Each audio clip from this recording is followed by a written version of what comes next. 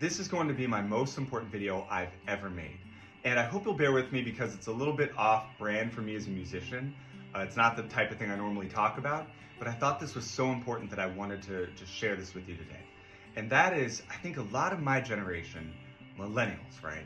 We have totally disregarded and discounted and done away with religion, faith, whatever you want to call it. And I think the reason is we just don't see the point, right? Someone might ask, well, what's the point of having a religion or knowing God or any of that? And at the surface level, I totally get where that's coming from. But I would ask that person, well, at the same time, what's the point of music, right? Another thing I love. What's the point of art?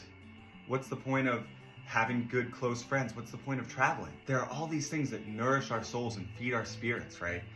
Even if they're not literal physical needs. So you could take somebody, you could put them in a padded room their entire life, just feed them meals through a slot in the door, and they could just sit in that room until the day they die. And all their physical needs would be met. They wouldn't be lacking anything in that department, but no one would want that life because it's missing out on the entire spiritual, emotional component to who we are as humans. And so this is something I wish Christians talked about more, which is that if you look at the Gospel of John, Jesus has a lot of teachings on this idea of fulfillment, right?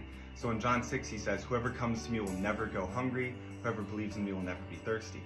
And then in John 10, you have probably my favorite Jesus quote of all time, I came so that they would have life and have it abundantly. Abundant life, I think that's something we're all looking for. And if we don't find it in God, if we don't put our roots in that relationship, we're going to try to find that somewhere else, right? We're going to try and find it in romance. We're going to try to find it in politics. Worst case scenario, we try to find it in vices, bad habits, right, that destroy us over time. So I think it's so important to have that relationship and sort of be plugged into God. And this is something Jesus talks about in John 15 as well, where he says that I am the vine and you are the branches. Let me just read this to you, because I'm not going to do a better job than Jesus did, obviously. So he says, as the Father has loved me, so I have loved you. Now remain in my love.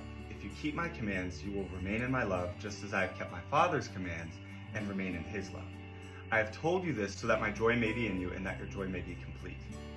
My command is this, love each other as I have loved you. Greater love has no one than this, to lay down one's life for one's friends. And that's what Jesus did for us. He set the example of laying down your life for other people, and he calls us to do the same thing.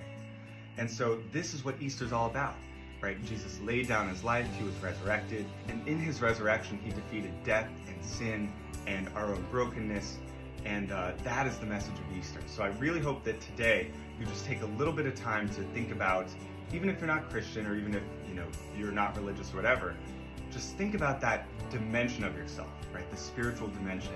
Maybe think about God, think about what you believe, what you don't believe. Like, just take some time to meditate on it. Because I believe that there really is a God who loves you, who died for you, who paid the ultimate price for you, who wants to have a relationship with you, and who wants you to have abundant life, as Jesus talked about in the Gospel of John.